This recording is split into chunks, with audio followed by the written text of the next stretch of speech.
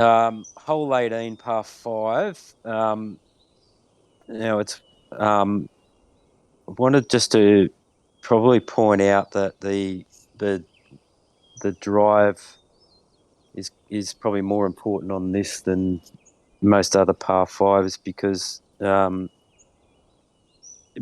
the downslope on the landing area, and then then I guess the elevation change to the green.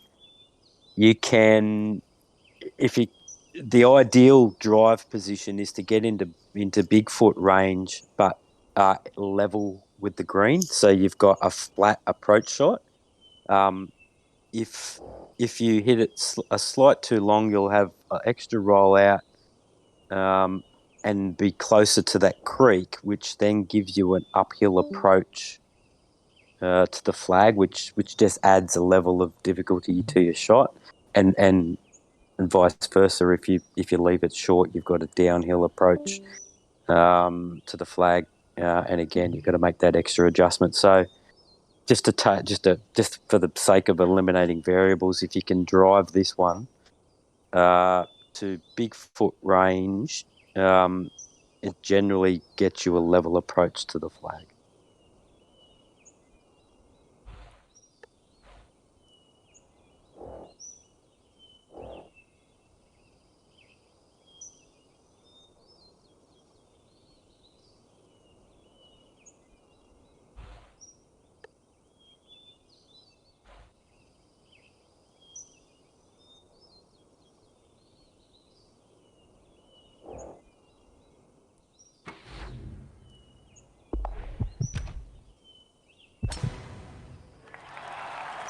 So I'll just click on the shot view here and just take note of the the green as we roll forward. So we're sort of uphill now. We keep rolling, and hopefully this is going to stop. So we're about level with that green, just on this ridge here.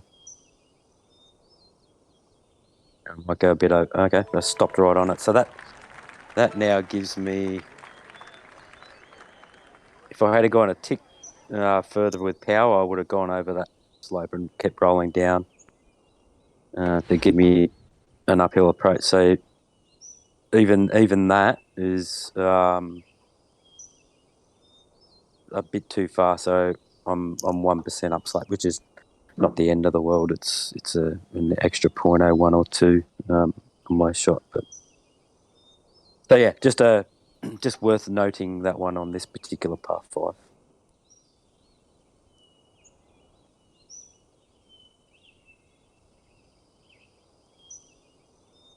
That one.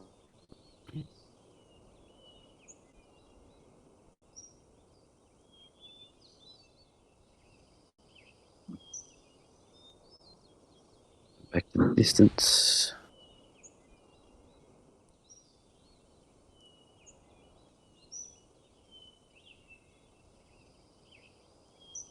Yeah, I had a bit of room to play with in terms of getting to Bigfoot, more max Bigfoot range, but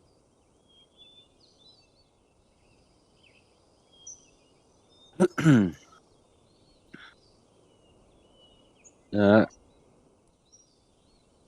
7.4.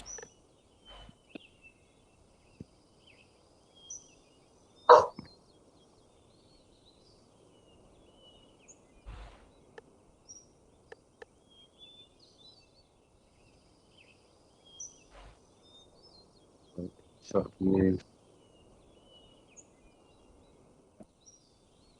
Pretty much straight across with so slight uphill, so I'm just gonna.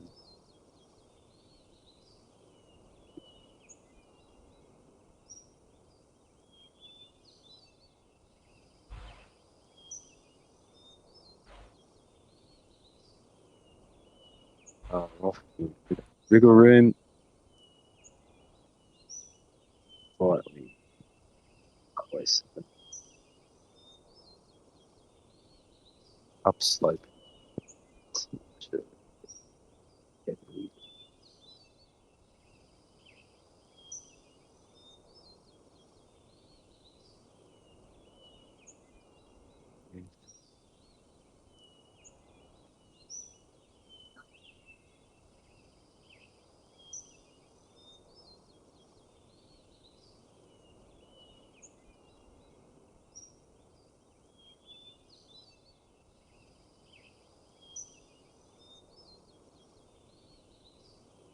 7 point.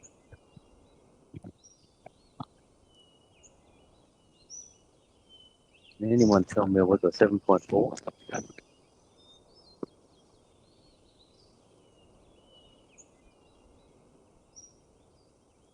Sorry, what was the question? So 7.4 rings. 7.4 was your Okay. Cool. max to the hole, yes.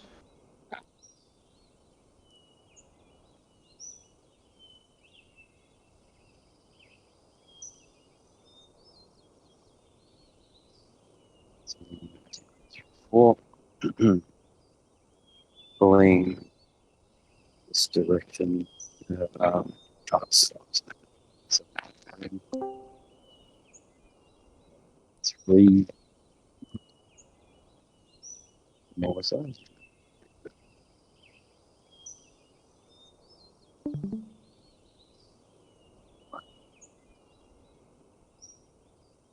2, 3, 4, 5, 6.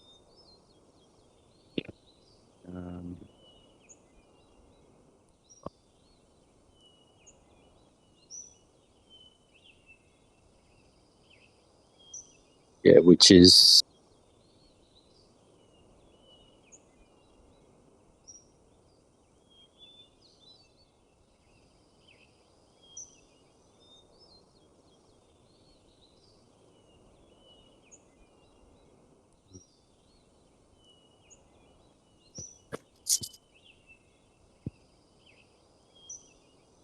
three.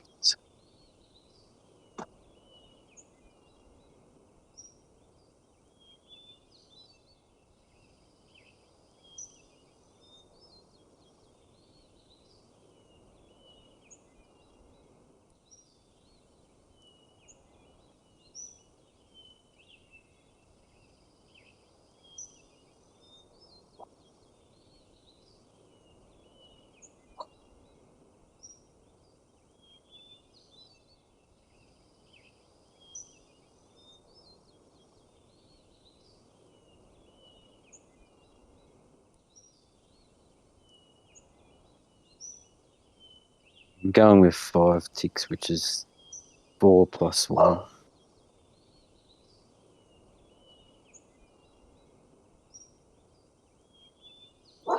4 for my adjustment and 1 for the allow for the slope. Just to be clear.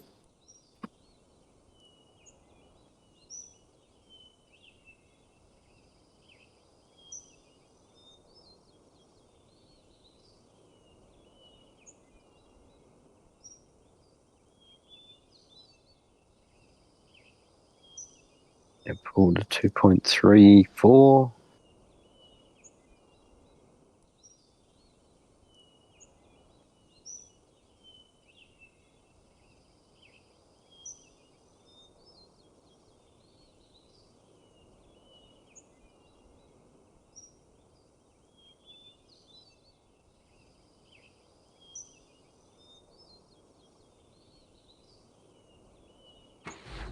That'll do. All right.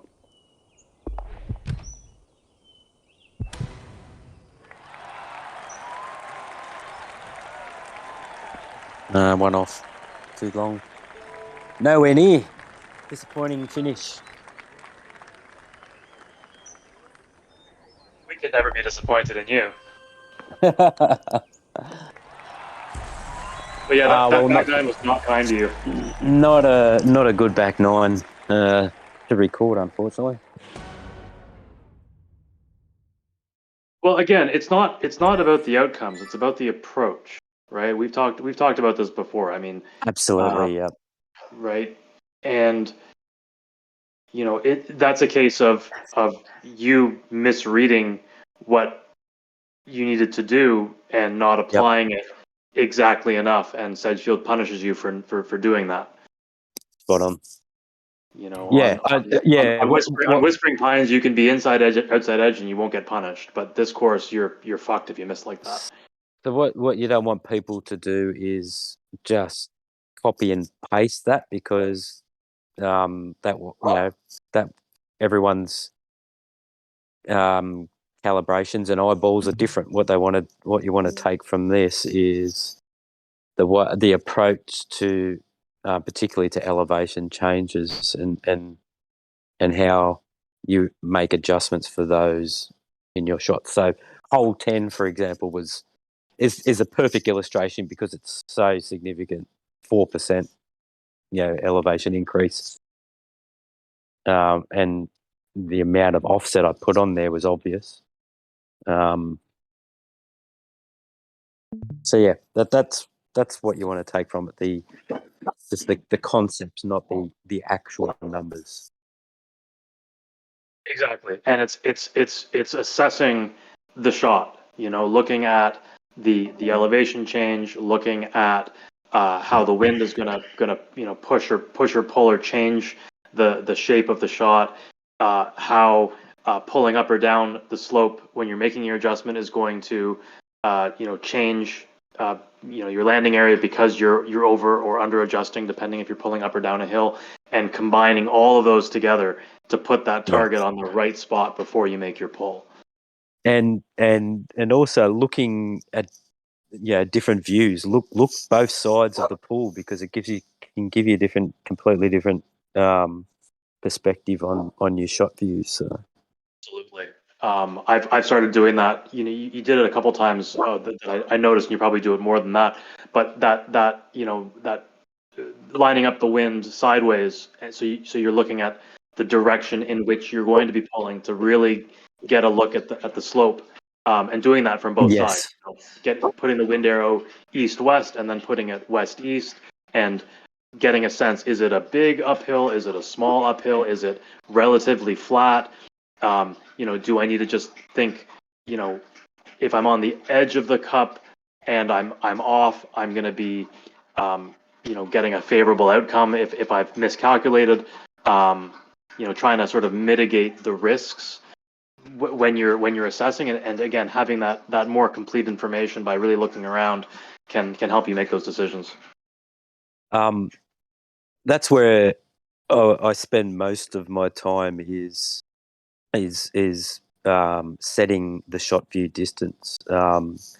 On flat courses, it's automatic, right? You've got a big foot. It's 78% from flag. You just sort of, it's automated, right? You just set it. You do a shot. You do a side view. You set it to your percent. That's it. But for these types of courses with significantly sloping greens, every one of them you've got to do a bespoke measurement by observing all those different parameters, right? Yeah, absolutely.